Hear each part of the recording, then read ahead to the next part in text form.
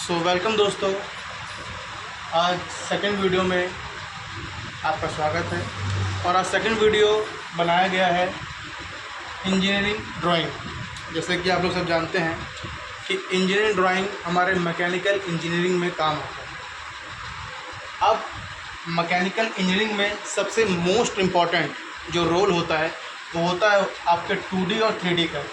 अगर mechanical engineering आपने समझ लिया 2D और 3D में डिफरेंस, तो आपके लिए ये बहुत ही आसान हो जाएगा। अगर आपने 2D 3D को नहीं समझ पाया तो आपके लिए ये उतना ही कठिन हो जाएगा।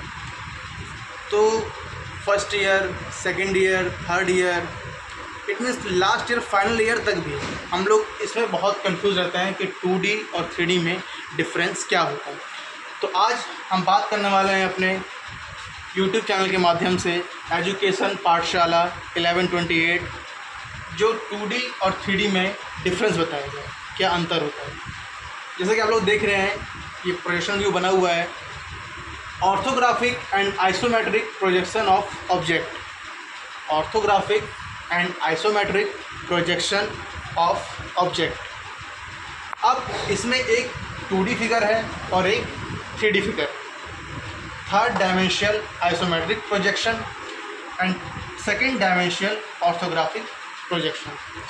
इस वीडियो में बताऊंगा मैं आप लोग को कि 3D को हम लोग 2D में कन्वर्ट कैसे करते हैं और 2D को हम लोग 3D में कन्वर्ट कैसे करते हैं। देखिए, ये फिगर बना हुआ है थर्ड डायमेंशन में। एक आइसोमेट्रिक प्रोजेक्शन है, ये एक मेटल है, इसका पार्ट बनाया गया है। अब इसको हम कन्वर्ट करते हैं अपने 2D में। तो कैसे करते हैं? 2D में कन्वर्ट करने के लिए तीन बहुत मोस्ट रोल होता है आपका। एक फ्रंट व्यू, एक टॉप व्यू और एक साइड व्यू। अगर आपने इन तीन व्यू को समझ लिया तो आप 2D के माध्यम से 3D में आराम से कन्वर्ट कर सकते हैं। देखिए, ये बना है हमारा टॉप व्यू, जो कि हमारा आ रहा है इस पोर्शन। इसी के माध्यम से बना हमारा फ्रंट व्यू। जब प्रोजेक्शन टॉप व्यू से नीचे की तरफ में उसकी रे गिरी तो वो हमारा बनाएगी फ्रंट व्यू, चाहे वो इस बॉक्स का हो चाहे इस ये सर्कल का हो। अब ये सर्कल का फ्रंट पार्ट पे आ रहा है तो ये हमारा बना फ्रंट व्यू। इसी फ्रंट व्यू के माध्यम से हम बना सकते हैं अपना साइड व्यू।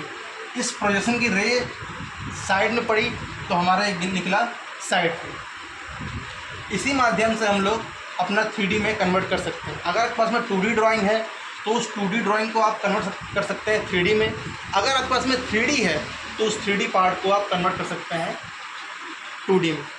सबसे मोस्ट इम्पोर्टेंट इसमें होता है इसका साइज़, और हमारे मैकेनिकल इंजीनियरिंग में साइज़ चलता है mm में।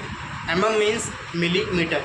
अगर हम लोग को कोई भी प्रोजेक्शन बनाना है, कोई भी ड्राइंग बनाना है, कोई भी मेटल पार्ट बनाना है, कोई भी ऑब्जेक्ट बनाना है, तो हम उस साइज़ का यूज़ करते हैं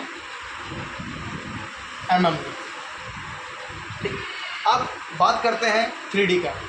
जो 3D पोर्शन दिया होता है आपको, पहले आपको इसको देखना है कि कहाँ इसका टॉप व्यू है, कहाँ इसका फ्रंट व्यू है और कहाँ इसका साइड व्यू है। तो जब भी आप शुरुआत करेंगे आप हमें शुरुआत करिए टॉप व्यू से। अगर आपको टॉप व्यू मिल गया तो उस टॉप व्यू की मदद से आप फ्रंट व्यू निकाल लेंगे और उस फ्रंट व्यू की मदद से आप साइड व्यू निकाल लेंगे। That's called a isometric projection and that's called a orthographic projection.